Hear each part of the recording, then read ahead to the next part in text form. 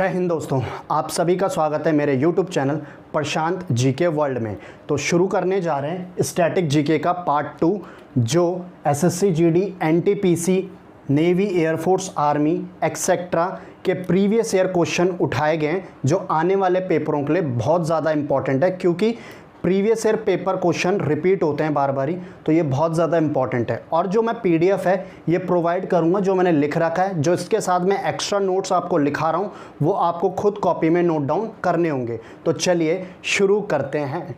देखते हैं आप पहला, गिर नेशनल पार्क। गिर राष्ट्रीय उद्यान कहाँ स्थित है? तो ध्यान रखना ये स्थित है गुजरात में।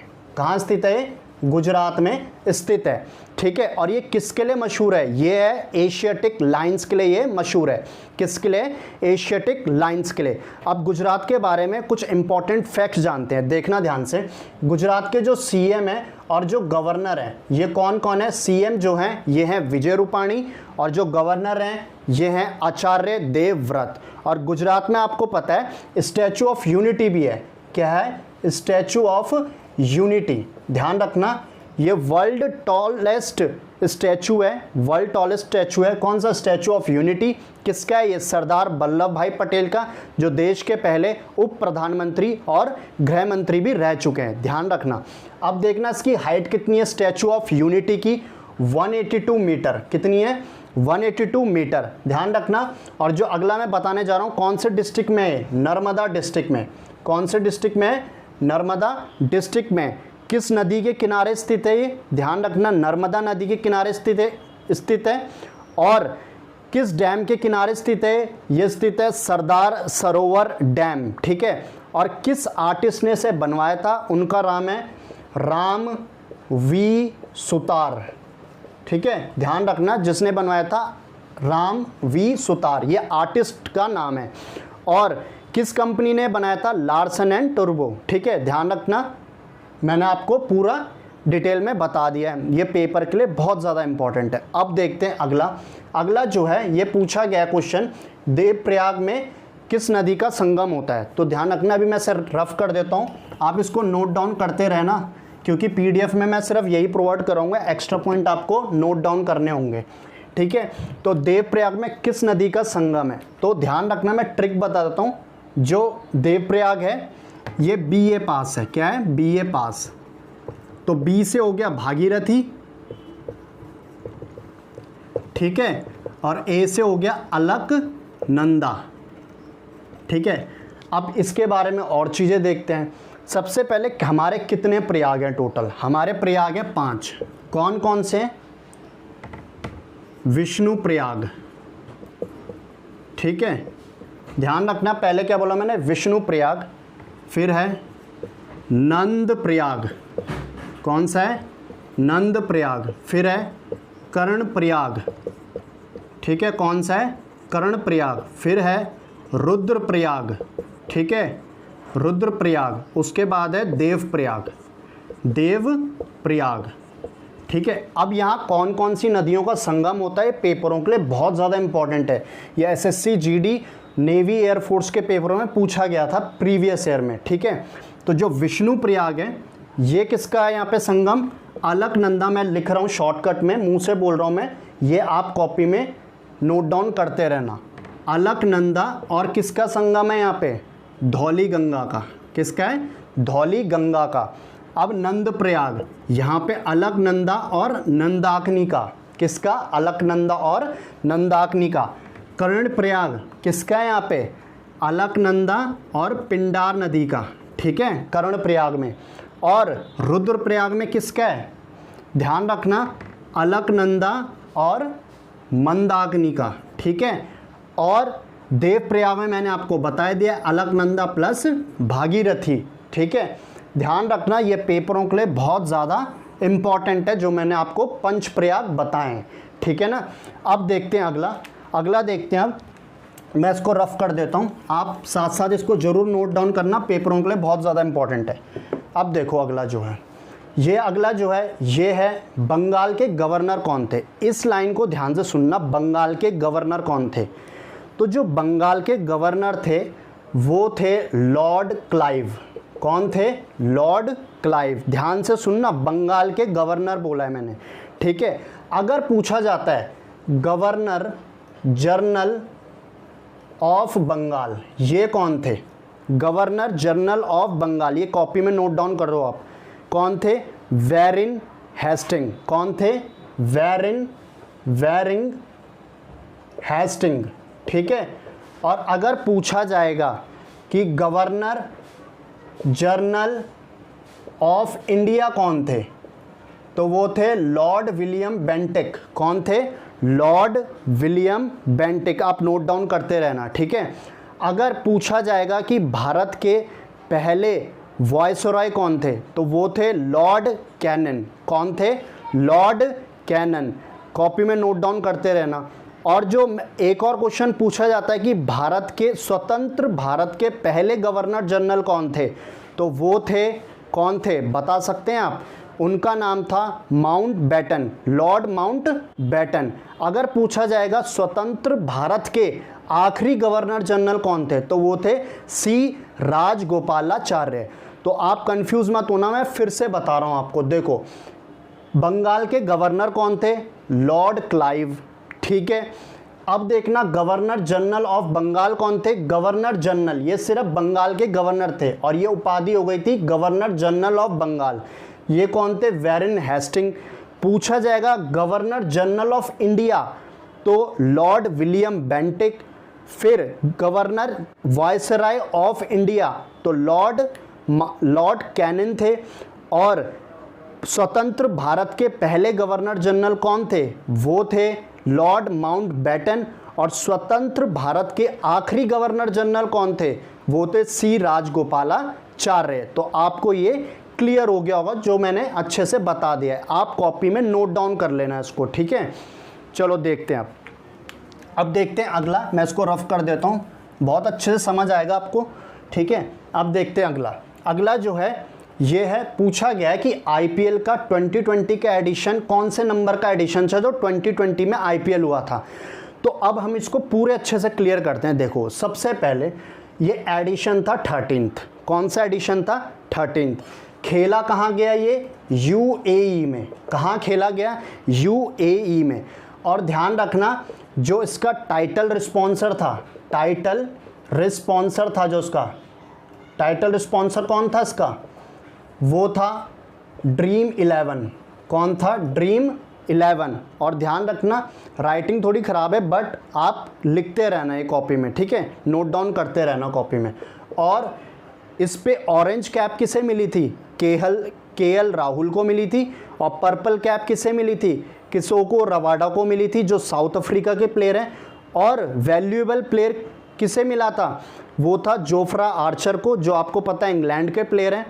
और एक चीज़ मैं आपसे पूछना चाहूँगा कि ये टाइटल जीता किसने था? 13 नंबर का टाइटल तो ये जीता था मुंबई इंडियंस ने, ठीक है। तो मैंने आपको ये पूरा अच्छे से क्लियर कर दिया है कि आईपीएल 2020 एडिशन कहाँ हुआ, ये मैंने आपको अच्छे से क्लियर कर दिया है। अब देखते हैं अगला देखना, जो अगला है मैं इसको रफ कर देता हूँ पहले। जो अगला है नीति आयोग। नीति आयोग की स्थापना कब हुई? नीति आयोग इस्टेब्लिश कब हुआ? तो वो हुआ 1 जनवरी 2015 में। कब हुआ? 1 जनवरी 2015 में। सबसे पहले ये किसकी जगह में आया नीति आयोग? ये आया योजना आयोग की जगह में, ठीक है। नीति आयोग जो है ये योजना आयोग की जगह में आया। और ध्यान रखना, जो नीति आयोग है, नीति आयोग के अध्यक्ष कौन होते हैं? जिसे हम चेयरमैन कहते हैं या प्रेसिडेंट कह सकते हैं। चेयरमैन जो है इसके पीएम होते हैं। जो करंटली पीएम है, प्रधानमंत्री नरेंद्र मोदी जी, ये इसके क्या हैं?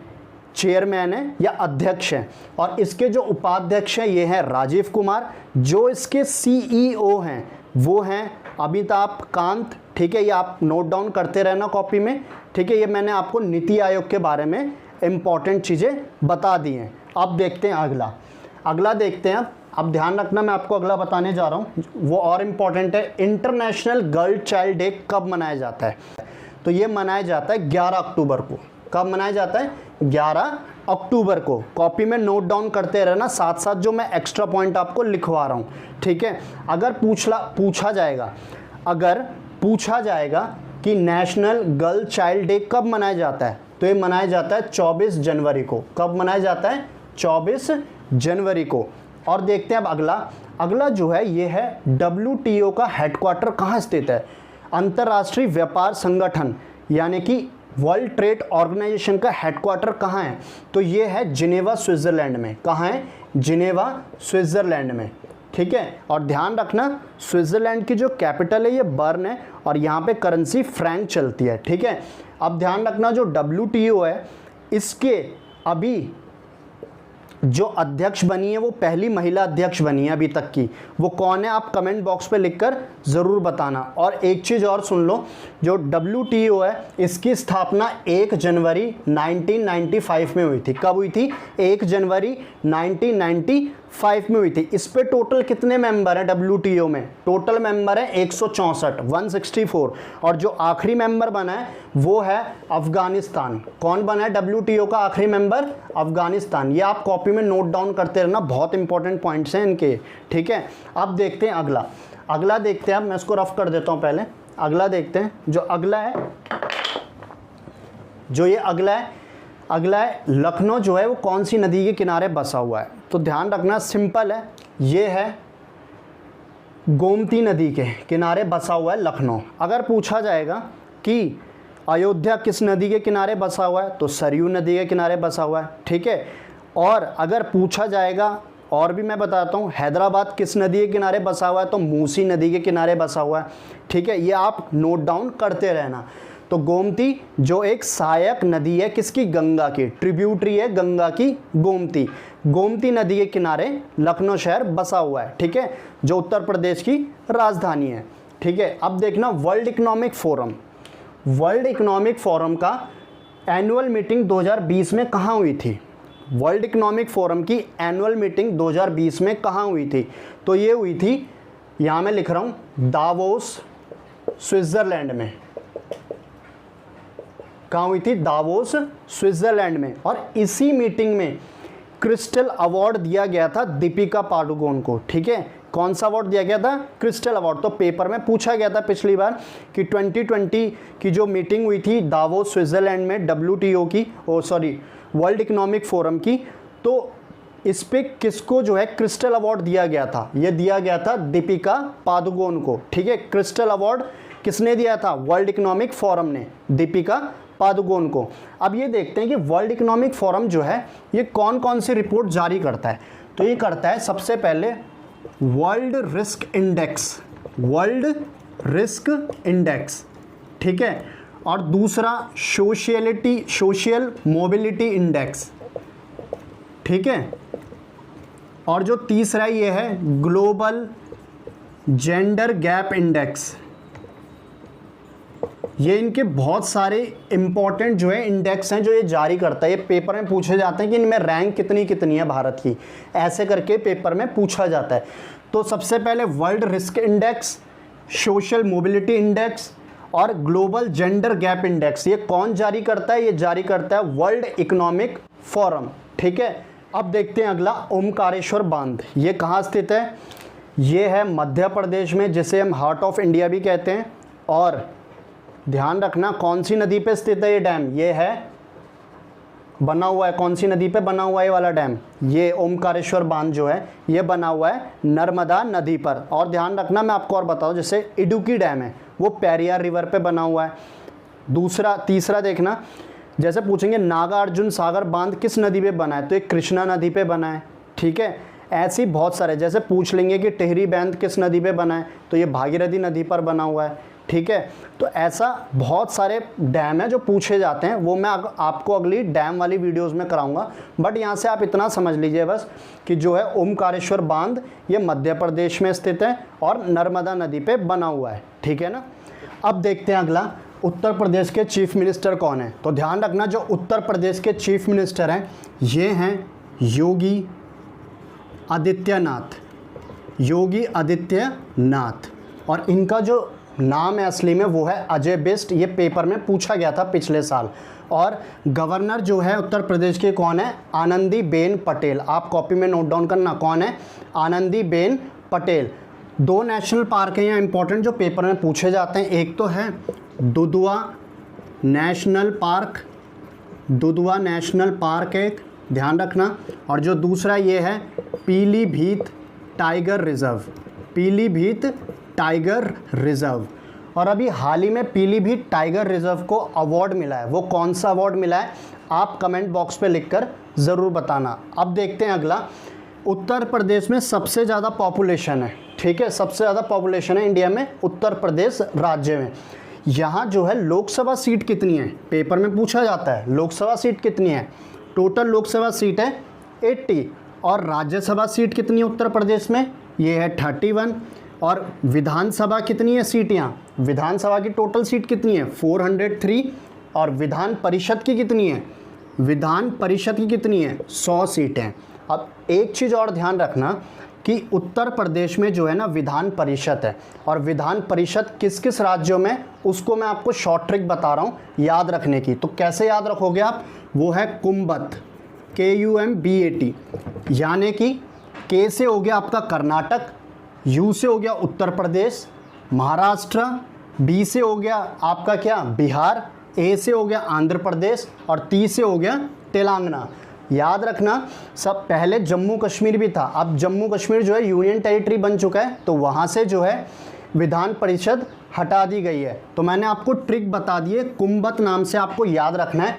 कुंभत जो ट्रिक मैंने आपको बताई है, यहाँ इन राज्यों में क्या है, इन राज्यों में विधान परिषद है, ठीक है। टोटल कितने राज्य हैं जहाँ विधान परिषद है, पेपर में पूछा जाता है भी, तो टोटल 6 राज्य हैं जहाँ पे विधान परिषद है, ठीक है। और लखनऊ में 2020 का डिफेंस एक्सपो हुआ था, डिफेंस एक्सपो हुआ था, ध्यान रखना इस चीज़ को भी। 2020 में डिफेंस एक्सपो हुआ था, कहाँ पे, उत्तर प्रदेश में, लखनऊ में, लखनऊ उत्तर प्रदेश में। और लखनऊ आपको पता है राजनाथ सिंह की कॉन्स्टिट्यूंसी है, ठीक है, जो हमारे देश के रक्षा मंत्री हैं उनकी कॉन्स्टिट्यूंसी क्या है, लखनऊ उत्तर प्रदेश, ठीक है। ये मैंने आपको इम्पॉर्टेंट चीज़ बता दी है उत्तर प्रदेश से। तो अब देखते हैं आगे, पहले मैं इसे रफ कर देता हूँ, ठीक है, फिर आगे बढ़ते हैं हम अगले क्वेश्चन की ओर। जो अगला क्वेश्चन है ये है कि कोविड-19 का इंडिया में फर्स्ट केस कब आया था, कहाँ आया था, फर्स्ट केस कोविड-19 का फर्स्ट केस इंडिया में कहाँ आया था, तो वो आया था केरला में। कहाँ आया था, केरला में आया था फर्स्ट केस। अब एक चीज़ और ध्यान रखना, कोविड-19 का टीकाकरण अभियान कब से शुरू हुआ, ये शुरू हुआ 16 जनवरी 2021 से, ठीक है। और सबसे पहला टीका किसे लगा कोविड-19 का, ये लगा मनीष कुमार को, किसे लगा, मनीष कुमार को। और एक चीज़ याद रखना, जो कोवैक्सीन है, कोवैक्सीन है, ये किसने बनाई है, ये बनाई है भारत बायोटेक ने, भारत बायोटेक ने, जिसका हेडक्वार्टर हैदराबाद में। और एक और है कोविशील्ड, ये किसने बनाई है कोविशील्ड, ये बनाई है सीरम इंस्टीट्यूट ऑफ पुणे ने, किसने बनाई है, सीरम इंस्टीट्यूट ऑफ इंडिया जो पुणे में स्थित है, सीरम इंस्टीट्यूट ऑफ इंडिया जो पुणे में स्थित है। तो ये कोविड-19 रिलेटेड फैक्ट भी मैंने आपको बता दें जो पेपर में पूछे जा सकते हैं, बहुत इंपॉर्टेंट है। अगला देखते हैं अब, ये है पार्लियामेंट कमेटी। तो सबसे पहले हमें समझना होगा पार्लियामेंट में कमेटी कितनी है। पहले हम देखते हैं एक इंपॉर्टेंट चीज़, उससे पहले parliament, parliament article 79, Rajya Sabha article 80, Lok Sabha article 81। जो संसद है उसका अनुच्छेद है 79, राज्यसभा का अनुच्छेद है 80 और लोकसभा का अनुच्छेद है 81। तो ये तो मैंने आपको आर्टिकल बता दिए। अब कमेटी देखना ध्यान से, सबसे पहली है PAC, पब्लिक अकाउंट कमेटी, ठीक है, पब्लिक अकाउंट कमेटी। इस पे टोटल कितने मेंबर होते हैं, 22 मेंबर होते हैं, जिसमें जो है 15 लोकसभा से आते हैं और 7 राज्यसभा से आते हैं, ठीक है। और जो इसके अध्यक्ष होते हैं वो कौन होते हैं, विपक्ष के नेता, जो अभी हैं अधीर रंजन चौधरी, अधीर रंजन चौधरी जो हैं पब्लिक अकाउंट कमेटी के अध्यक्ष हैं। और इनका टेन्योर 1 साल का होता है, 1 ईयर, ठीक है। तो यह आपको मैंने इंपॉर्टेंट चीज़ बता दी। अब दूसरी कमेटी, दूसरी committee estimate committee, estimate committee, total member कितने होते हैं 30, और ये जो 30 मेंबर होते हैं ये आते हैं सारे लोकसभा से। कहाँ से आते हैं? लोकसभा से। इनका टेन्योर भी 1 साल का होता है। और कमेंट बॉक्स पे आप लिख के बताना एस्टीमेट कमेटी के अभी प्रेजेंटली अध्यक्ष कौन है, ठीक है। तीसरी कमेटी, तीसरी है public undertaking committee. Public undertaking committee, इस पे टोटल कितने मेंबर होते हैं 22, जिस पे 15 आते हैं लोकसभा से और 7 आते हैं राज्यसभा से, ठीक है। और जो इसकी अध्यक्ष है वो है मीनाक्षी लेखी, ठीक है। और 1 साल का इसका भी टेन्योर होता है। तो एक बारी मैं जल्दी से आपको कराता हूँ रिवाइज। सबसे पहले पब्लिक अकाउंट, सबसे पहले तो ये देखते हैं कि कितनी कमेटी होती है पार्लियामेंट की। 3, public account committee, estimate committee और public undertaking committee. Public account committee में कितने मेंबर होते हैं 22, जिसपे से 15 आते हैं लोकसभा से और 7 आते हैं राज्यसभा से, जिनके अभी जो अध्यक्ष हैं वो हैं विपक्ष के नेता अधीर रंजन चौधरी जो कांग्रेस के, और 1 साल इसका टेन्योर होता है। एस्टीमेट कमेटी में टोटल मेंबर होते हैं 30 के 30 लोकसभा से आते हैं और 1 साल इनका टेन्योर होता है, ध्यान रखना।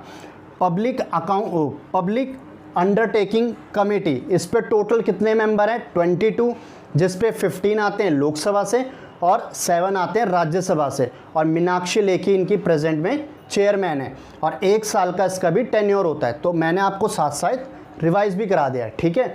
अब देखते हैं आगे, मैं इसको रफ कर देता हूँ पहले, ठीक है, फिर आगे देखते हैं हम। आगे जो है ये है वर्ल्ड बैंक का हेडक्वार्टर कहाँ है, तो ये बहुत आसान है। इसका हेडक्वार्टर है वॉशिंगटन डीसी में, यूएस की राजधानी वॉशिंगटन डीसी में। और इसके जो अभी प्रेजेंटली चेयरमैन है वो कौन है? डेविड मलपास, ठीक है, जो यूएसए से ही आते हैं डेविड मलपास। और एक चीज़ ध्यान रखना, जो इसकी सीएफओ हैं, चीफ फाइनेंशियल ऑफिसर, ये कौन है? अंशुला कांत। कौन है? अंशुला कांत है, जो भारतीय अंशुला कांत। आप कमेंट बॉक्स पे लिख के बताना कि टोटल मेंबर कितने हैं वर्ल्ड बैंक में, ठीक है। अब देखते हैं आगे, यूएनईपी का हेडक्वार्टर कहाँ है? पहली बात फुल फॉर्म देखो यूएनईपी की क्या है, यूनाइटेड नेशन इन्वायरमेंटल प्रोग्राम। इसका हेडक्वार्टर कहाँ पे है? नायरोबी केनिया में। नायरोबी केनिया में, ध्यान रखना केनिया की राजधानी नायरोबी है। और कमेंट बॉक्स पे लिख के बताना कि इसकी करेंसी क्या है, ठीक है। अफ्रीकन देश है केनिया, वहाँ पे हेडक्वार्टर है यूएनईपी का, यूनाइटेड नेशन इन्वायरमेंटल प्रोग्राम का हेडक्वार्टर है।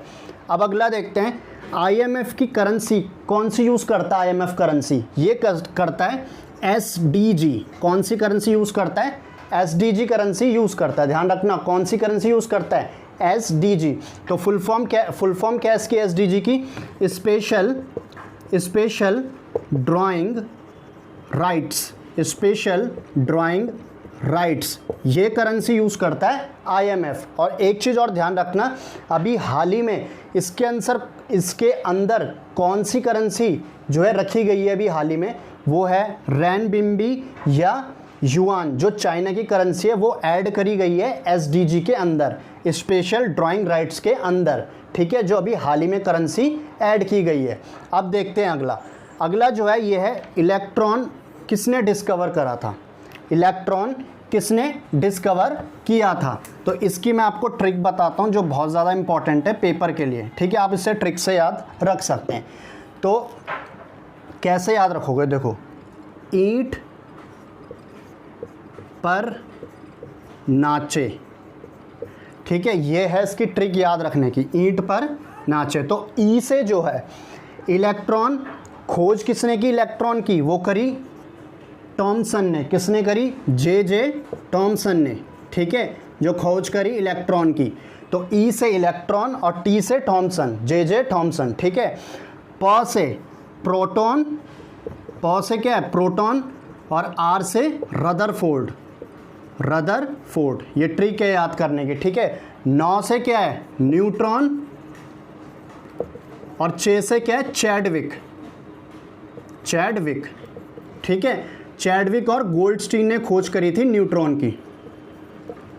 तो मैं आपको फिर से बताता हूँ, ई से हो गया आपका इलेक्ट्रॉन और टी से हो गया थॉमसन, पौ से हो गया प्रोटॉन और आर से हो गया रदरफोर्ड, और नौ से हो गया क्या, न्यूट्रॉन, और चौ से हो गया चैडविक या गोल्डस्टीन, दोनों ने खोज करी थी। तो ये मैंने आपको बता दिया, याद रखने की ट्रिक बता दी मैंने आपको कैसे याद रखा जाए, तो आपको ये अच्छे से याद हो गया होगा।